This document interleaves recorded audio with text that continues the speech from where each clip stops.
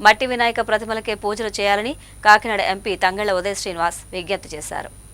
మట్టి వినాయక ప్రతిమలకే పూజలు చేయాలని కాకినాడ ఎంపీ తంగళ్ల ఉదయ శ్రీనివాస్ పేర్కొన్నారు. కాకినాడలోని ఎంపీ కార్యాలయంలో అడబాల ట్రస్ట్ ప్రచురించిన వినాయక వ్రత పుస్తకాలను ఎంపీ ఆవిష్కరించారు.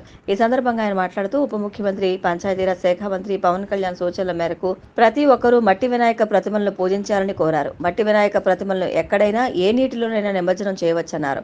మట్టి వినాయక ప్రతిమతో ఉన్న ఫోటోను ముద్రించి వినాయక వ్రత పుస్తకాలు పంపిణీ చేస్తున్న అడబాల ట్రస్ట్ సేవలు అభినందనీయమని ఉదయ శ్రీనివాస్ పేర్కొన్నారు. ఈ కార్యక్రమంలో అడబాల రత్నప్రసాద్, నల్లం వాసు, ప్రసాద్ నాయుడు, నిమ్మకాయల వెంకటేశ్వరరావు, అడబాల సత్యనారాయణ, బుద్ధరాజు సూర్యనారాయణ తదితరులు పాల్గొన్నారు.